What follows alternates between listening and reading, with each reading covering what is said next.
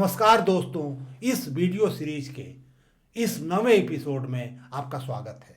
आज का वीडियो आपको कुछ ऐसे टिप्स देगा जिसकी मदद से आप अपने आईक्यू को इम्प्रूव कर सकते हैं, मेंटल इंटेलिजेंस को बेहतर बना सकते हैं।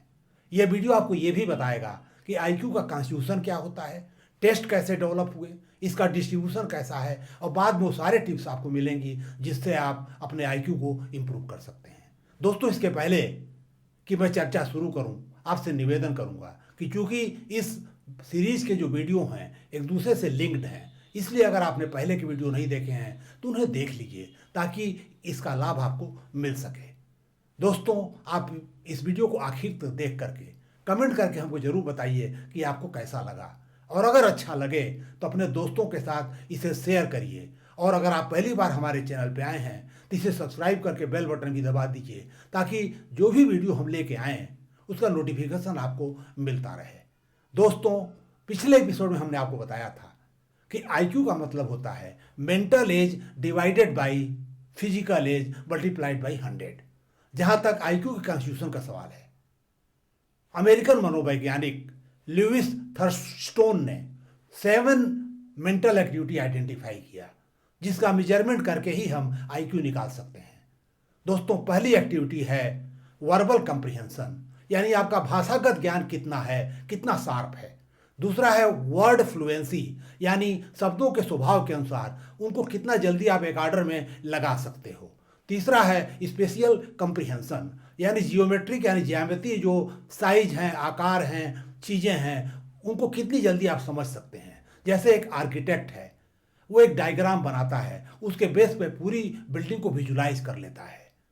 जो अगला जो स्किल है वो है परसेप्चुअल स्पीड, यानी शब्दों, वस्तुओं, चित्रों आदि में जो समानता असमानता है उसको कितना जल्दी आप आइडेंटिफाई कर सकते हैं।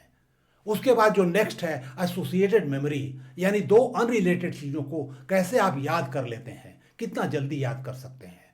और फिर न्यूमेरिकल एबिलिटी, यानी अंकगणितीय जो क्षमताएं आपकी है, जोड़, घटाना, गुणा, भाग जैसी दैनिक क्रियाएं कितना जल्दी आप कर सकते हैं। और लास्ट में लॉजिकल रीजनिंग, यानी आपको अगर कुछ फैक्ट्स दे दिया जाए, डाटा दे दिया जाए, तो कितना जल्दी आप उसको एनालाइज करके लॉजिकल कंक्लूजन ड्रा कर सकते हैं। जहाँ तक टेस्ट का सवाल है, सबसे पहले वर्ष 1905 में 2 फ्रेंच वैज्ञानिकों अल्फ्रेड बिनेट और थियोडोर सीमन ने मिल करके बिनेट सीमन इंटेलिजेंस स्केल बच्चों के लिए डेवलप किया।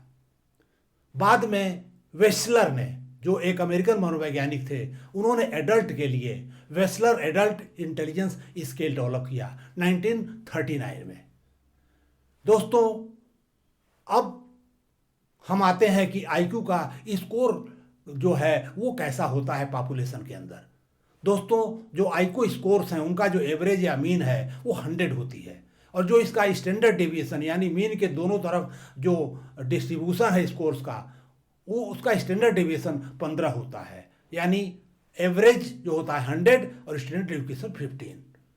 दोस्तों, अगर आप एवरेज से या मीन से 1 SD ऊपर जाएं, यानी 100 से 115, और 1 SD नीचे जाएं यानी 85, तो 85 और 115 के बीच में 68% पॉपुलेशन आती है, यानी 2/3 पॉपुलेशन का जो आईक्यू है इस रेंज में होता है। जहाँ तक जीनियस का सवाल है, वो लोग केवल 2% होते हैं, उनका आईक्यू 130 या उसके ऊपर होता है, यानी मीन के ऊपर 2 SD या उससे ऊपर। ये लोग जीनियस होते हैं, जिस फील्ड में जाएंगे अच्छा करेंगे बशर्ते उनकी रुचि हो। इसका विपरीत 2% नीचे के लोग, यानी मीन से -2 SD कर दीजिए, 70 या उसके नीचे जिनका आईक्यू होता है, उनको मेंटल डिसेबिलिटी की प्रॉब्लम हो सकती है।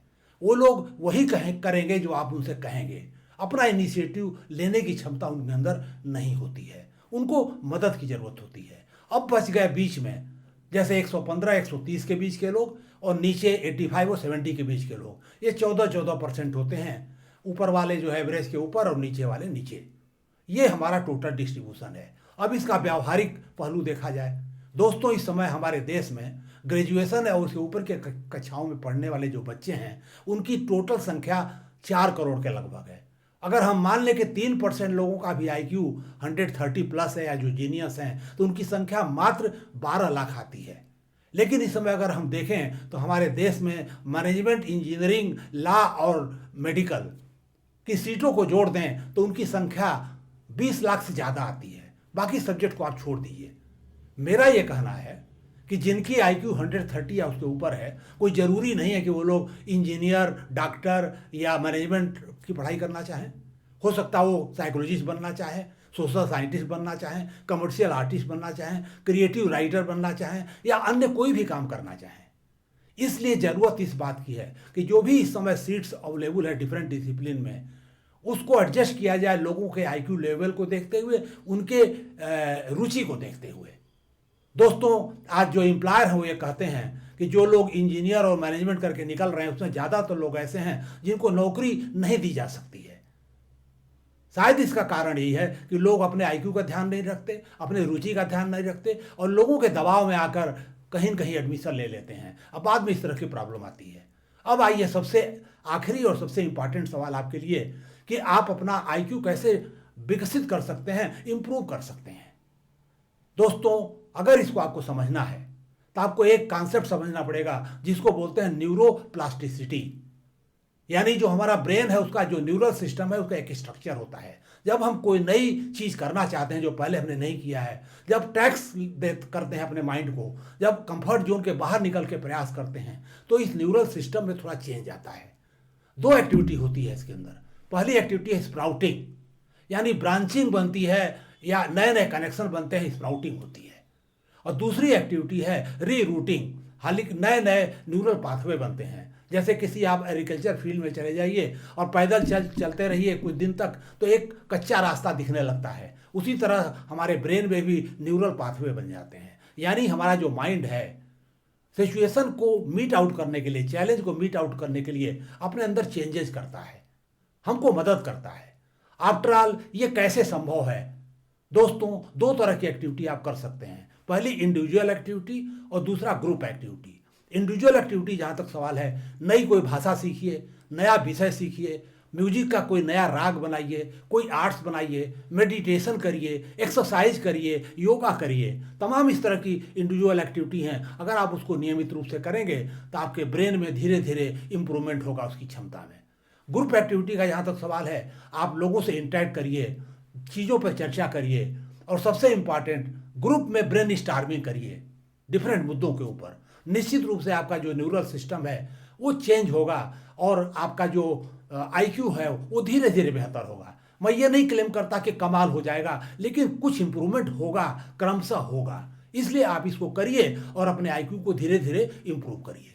दोस्तों, आज हम अपनी बात यहीं समाप्त करना चाहेंगे और अगले वीडियो में हम इमोशनल इंटेलिजेंस के बारे में आपसे चर्चा करेंगे। तब तक के लिए मैं आपसे विदा लेना चाहूँगा, लेकिन आपसे दोबारा गुजारिश करूँगा कि आप खुद हमसे जुड़िए और दूसरों को भी हमसे जोड़िए। और एक और गुजारिश करूँगा कि आपका ये प्रयास होना चाहिए कि हमेशा आप अच्छा पढ़ें, सुने और देखें। इससे आपके व्यक्तित्व में क्रमशः सुधार होगा, आप बेहतर बनेंगे, आप सफलता का चांस आपका बेहतर होगा। हमें सुनने के लिए बहुत बहुत धन्यवाद।